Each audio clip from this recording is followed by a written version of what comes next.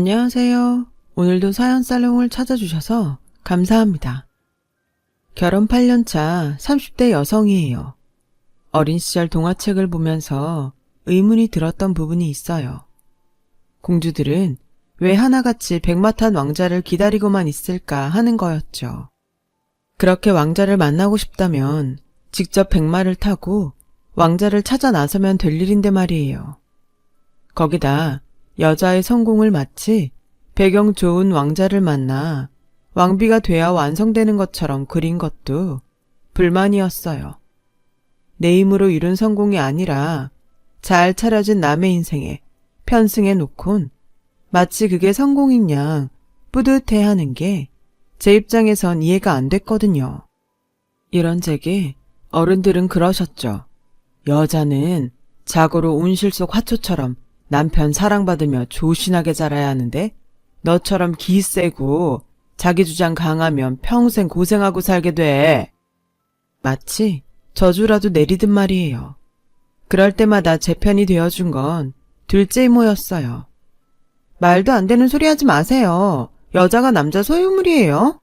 뭘 조신하게 남편 사랑에 기대 살라는 거예요. 자기 능력 펼치며 당당하게 자기 인생 살 생각을 해야지. 그럴 때마다 어른들은 말하셨죠. 그러니 네가 결혼을 못했지. 당시 이모는 40이 다 된 나이에도 결혼을 안 하고 혼자 살고 계셨어요.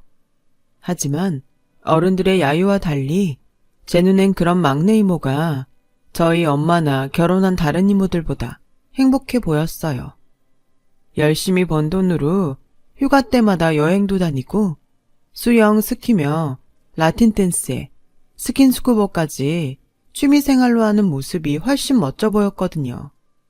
무엇보다 시간을 온전히 자신을 위해 활용하는 모습이 그렇게 부러울 수가 없었어요. 남편과 자식 때문에 정작 자신의 삶을 돌보기 힘들었던 엄마나 주변의 기혼 여성들과 달랐으니까요. 막내 이모는 종종 제게 그러셨어요. 인생은 속도가 아니라 방향이야. 남들과 같은 길로 빨리 간다고 네가 행복해지는 건 아니거든. 어떤 방향으로 가는지에 따라 내 삶의 행복이 결정되는 거야. 그러니까 남들처럼 사는데 급급하지 말고 네가 어떤 방식으로 살 건지 진지하게 생각해보고 살아. 이모의 그 말은 중학생이던 제 인생에 큰 영향을 주었어요. 안 그래도 남들과 다른 길을 가는 걸 실패자나 패배자가 되는 것처럼 치부해서 원치 않음에도 남들과 같은 길로 가길 강요받는 게 불편했거든요. 그러던 차에 내 생각을 지지해주는 아군을 만난 것 같아서 든든했어요. 물론 저희 엄마는 제가 이모처럼 될까봐 걱정하셨지만요. 그날 이후 저는 제 인생을 나답게 사는 게 뭔지 고민하며 살게 됐어요. 남들이 한다고 해서 무작정 따라할 게 아니라 내 성향에 맞는지 그걸 해서 내가 정말 행복할지를 먼저 생각하고 행동하게 되었죠. 그런 상황이 반복되다 보니 어느새 대학생이 될 무렵부터는 어느 정도 제 인생에 대한 방향이 잡혀갔고 약간의 확신도 생겼던 것 같아요. 그리고 그 무렵 한 남자를 알게 됐죠. 지금의 제 남편 말이에요. 같은 과 동기였던 그는 저와는 달리 부드러운 사람이었지만 내심 자신만의 스타일이 확고한 사람이었어요. 다만 성격이 강하지 않아서 겉으로 잘 드러나지 않을 뿐이었죠. 제가 보기에 남편은 온화한 성격 탓에 자신보다 타인의 감정을 먼저 배려해주느라 주변 사람들한테 상처받는 것 같았어요. 사람들은 되게 배려심 많은 사람한테 막대하는 경향이 있잖아요. 착하고 거절 잘 못하면 호구로 보고 이용하려는 나쁜 습관이요. 반면 저처럼 성격도 강하고 섣불리 건드렸다간 뼈도 못 추릴 것 같은 사람한테는 뒤에서 욕을 할지언정 앞에서는 함부로 못하고요. 그런 면에서 남편은 피해자였어요. 공동과제를 할 때도 팀원들은 늘상 남편한테 힘들고 시간 많이 잡아먹는 일과 자기들 몫까지 시키곤 했어요. 저라면 참지 않고 균등하게 과제를 배분하자고 따질 텐데 남편은 알고도 묵묵히 받아들이더군요. 그 모습이 딱하기도 하고 한심하기도 해서 하루는 남편한테 따져 물었어요. 공동과제라 조원이 모두 같은 점수를 받는데 왜 네가 다른 사람들 몫까지 떠맡아서 하니? 억울하지도 않아? 애들이 그러자고 해도 싫다고 해야지. 넌 입도 없냐? 왜 싫다고 말을 못해? 자기 일을 떠넘기는 애들도 나쁘지만 매번 이런 상황을 받아들이는 너도 잘못이야. 그러니 애들이 너를 호구로 알고 더 부려먹는 거 아니냐고. 나도 모르게 화를 내버렸지 뭐예요. 그러자 남편이 빙그레 웃으며 조용히 제게 그러더라고요. 팀원 5명 중에 알바하는 사람이랑 너랑 나를 제외하고 3명이야.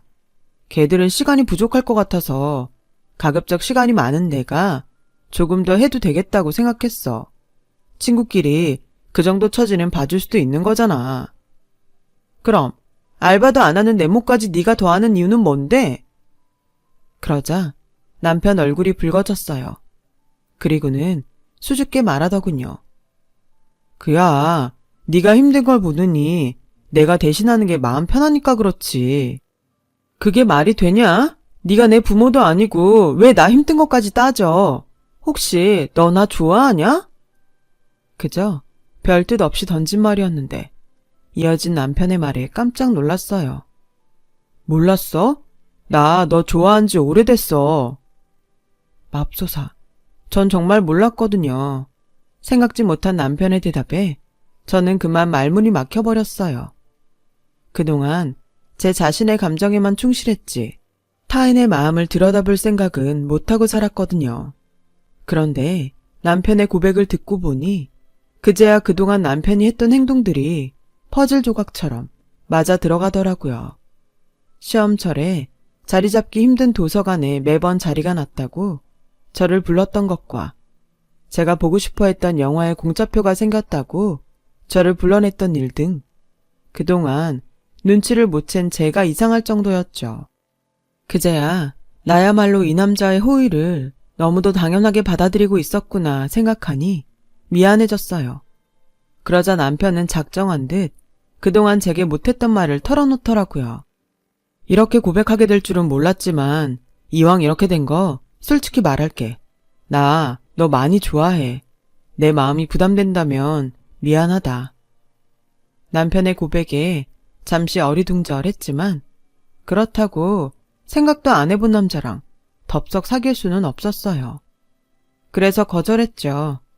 마음은 고맙게 받겠지만 난 너한테 이성으로서 관심이 없다고 말이죠. 의외로 남편은 제 뜻을 의연하게 받아들였어요.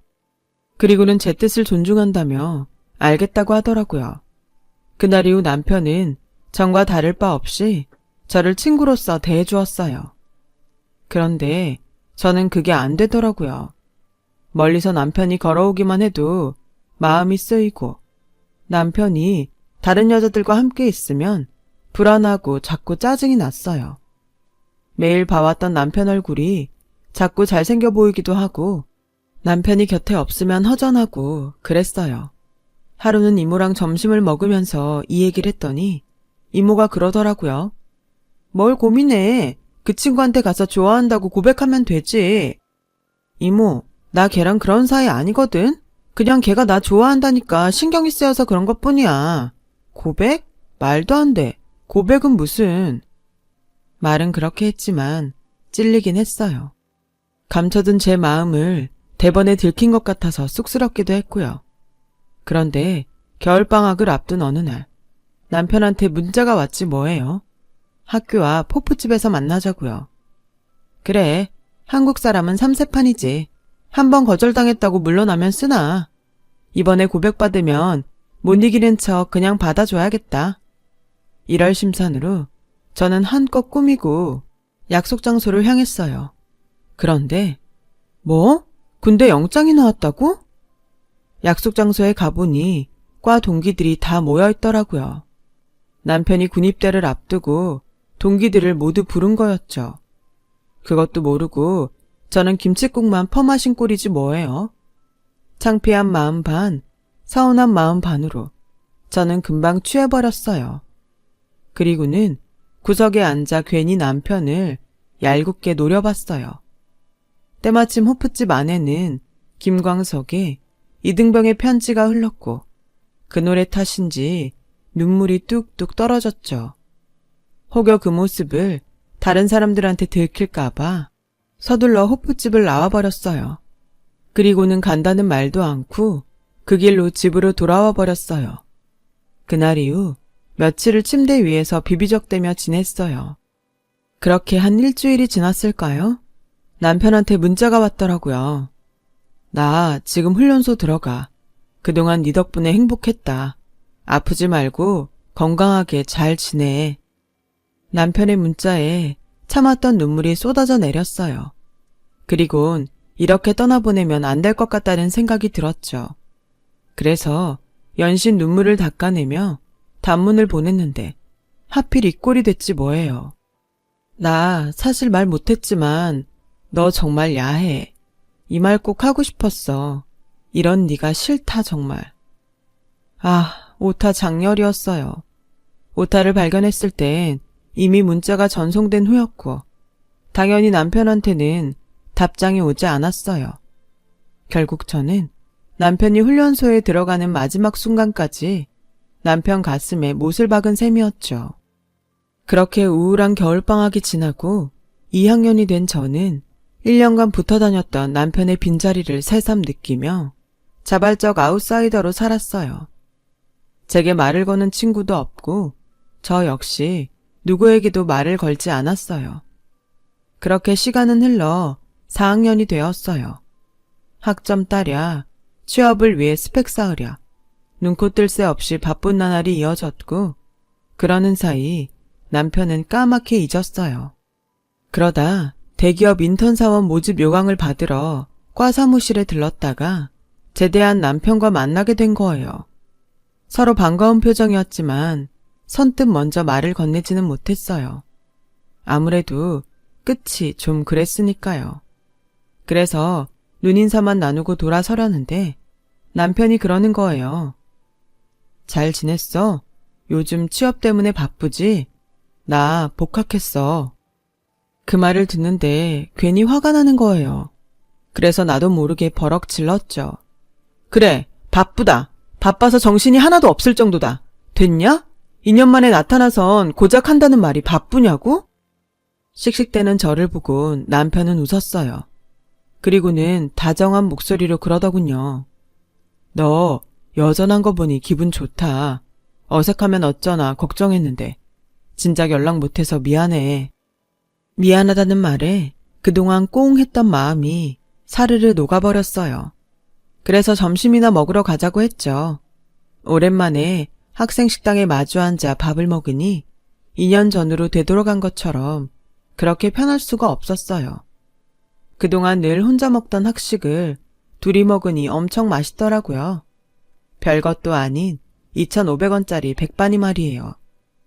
그날 남편의 환송식을 했던 호프집에 들러서 우린 묵은 오해를 풀었어요.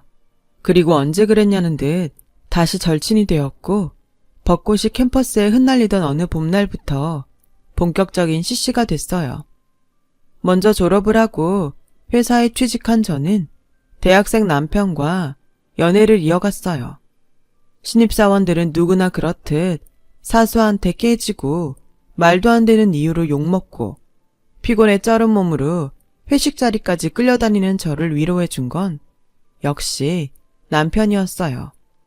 할 말은 하고 사는 성격 탓에 선배들한테 자주 혼났던 저는 남편이 아니었더라면 진작 회사를 때려쳤을지도 몰라요.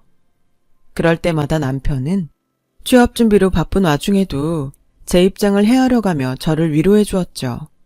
마치 밖에서 싸우고 돌아온 아이를 달래는 엄마처럼요. 그렇게 남편한테 기대며 하루하루를 버티다 보니 조금씩 직장 생활에 적응이 되어 갔어요. 그때 결심했던 것 같아요. 이 남자랑 결혼을 해야겠다고요.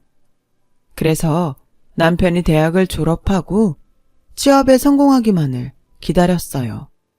그리고 드디어 남편이 취직에 성공해 첫 월급을 탄 그날, 청혼을 했죠. 난 백마탄 왕자를 기다리는 대신 내가 직접 백마를 타고 내 남자를 찾으러 나서야겠다 생각했어. 그렇게 찾아낸 남자가 바로 너야.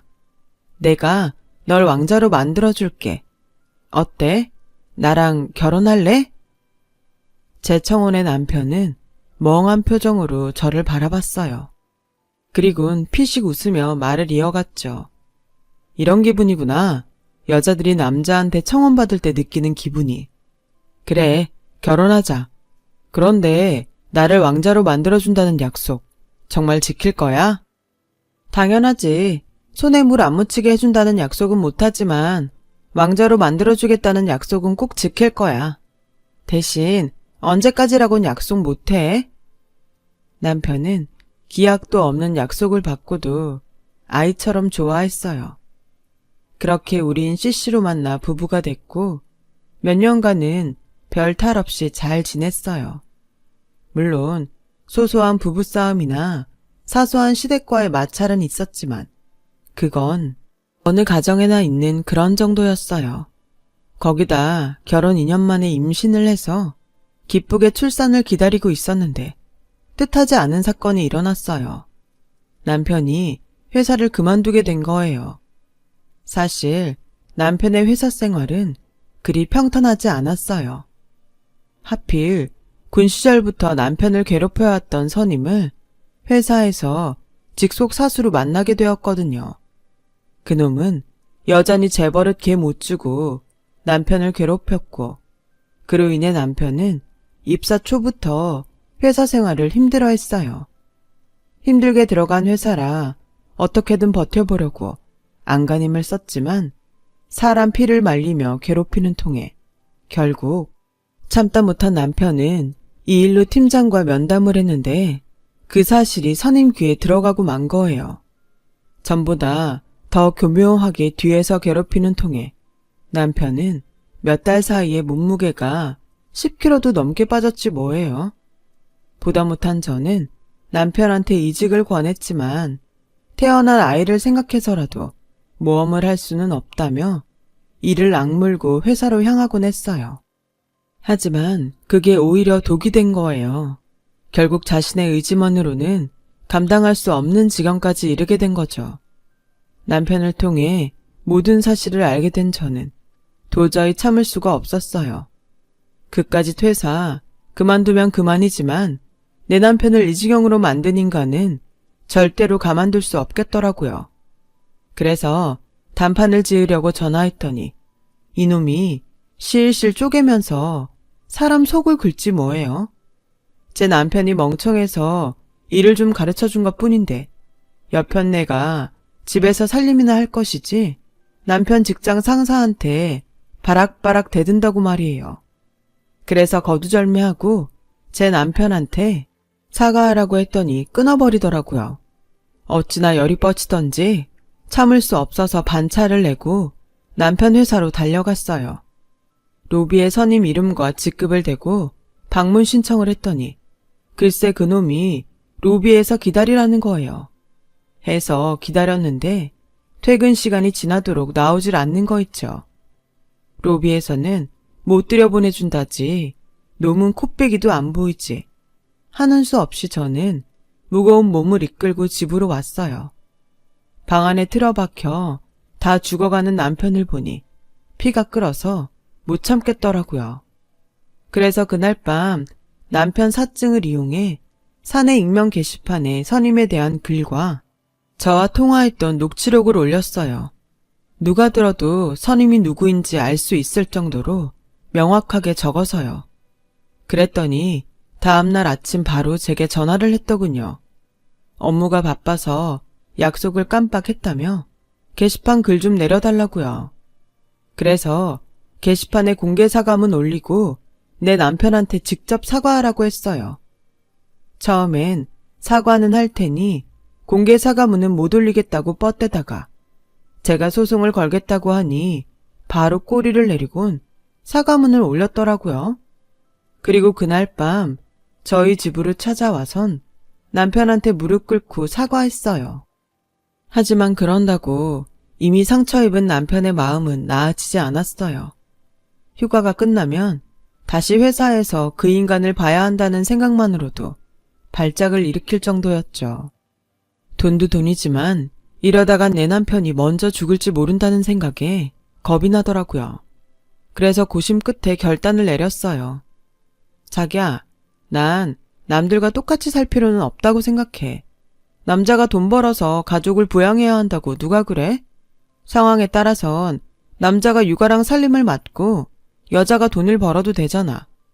그래서 말인데 당신이 육아랑 살림을 좀 맡아주면 안 될까? 출산휴가 끝나면 나도 다시 복직해야 하는데 우리 엄마가 무릎 협착증 때문에 애를 못 봐주신다고 그러네. 어머님은 아가씨네 애 봐주시고 있고. 그렇다고 시설에 맡기기에는 아직 너무 어려서 걱정도 되고 말이야. 자기야, 한번 생각 좀 해주라. 처음엔 선뜻 하겠다는 말을 안 턴 남편은 아내 대신 육아를 맡고 있는 남편들이 운영하는 블로그며 카페를 찾아보고는 며칠 뒤에 한번 해보겠다고 하더라고요. 그래서 일단 남편한테 회사에 사직서를 내라고 말했어요. 그리고 한 달 뒤 저는 출산을 했고 남편은 육아와 살림을 도맡아 하게 되었어요.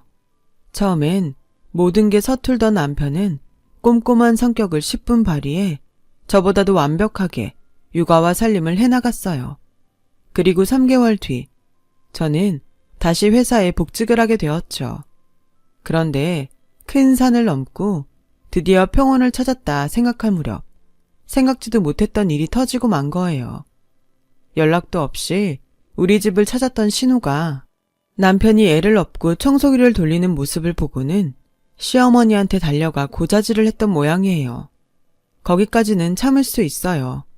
그런데 눈으로 본 상황만 전달한 게 아니라 있지도 않는 말까지 덧붙이는 바람에 시댁에 난리가 났지 뭐예요. 그런데 웃기는 건 신우이한테 그런 얘기를 들었으면 저나 남편한테 확인을 하면 될 일을 생뚱맞게 점집을 찾아가 무당한테 물었다지 뭐예요. 이게 말이나 되는 일인가요? 아무튼 무당 말이 저희 집에 우환이 끼었다고 비방용 부적을 써주더래요. 이런 상황을 몰랐던 우리 부부는 주말에 이불 빨래를 하려고 커버를 벗기다가 제 베개에서 떨어진 부적을 보곤 이게 도대체 어떻게 된 일인가 한 거죠.